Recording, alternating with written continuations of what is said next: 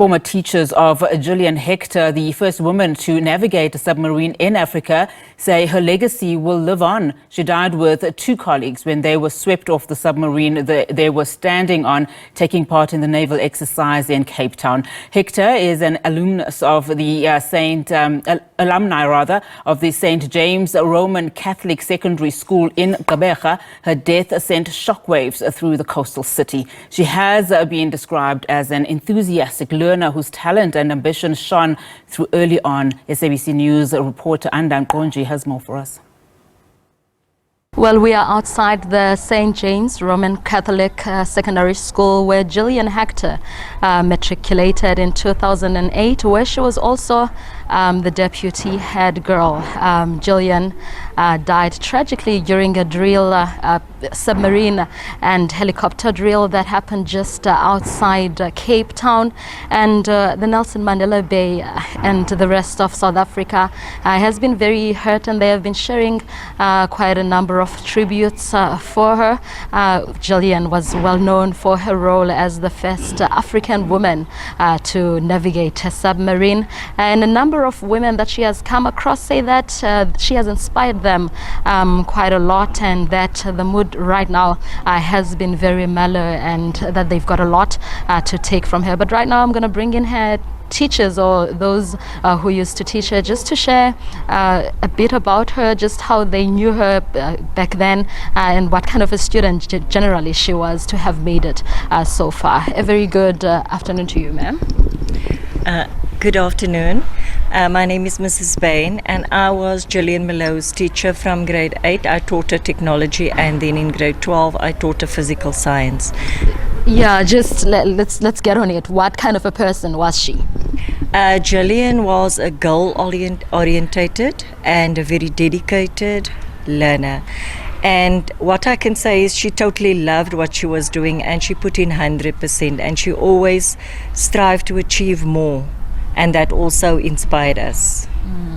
And what are some of the things that you feel like the girls here can take away from her? She left a good legacy, and certainly big footsteps to follow.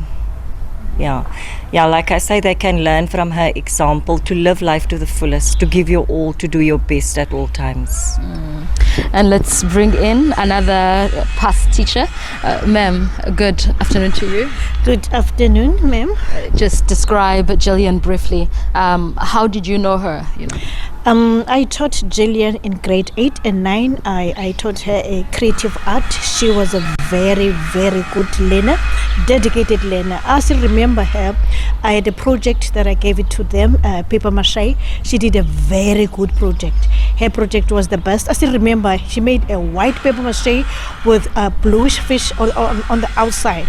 Just symbolizes to me that she wanted to work in the sea. Thank you. And how do you remember Gillian? I remember Gillian is a very bubbly, very intelligent girl here at St. James, and she never ever forgets to come back. She comes here to St. James whenever she's here. She's in peace. She comes to say hello to me. I was a class teacher in grade 12, and it's devastating. Such a bright child, such a humble person. It was Gillian, and she was like that from grade 8 up till grade 12, up till the last day when she died. And I can tell you're very emotional. It's been quite a loss. We'll just leave it there for now.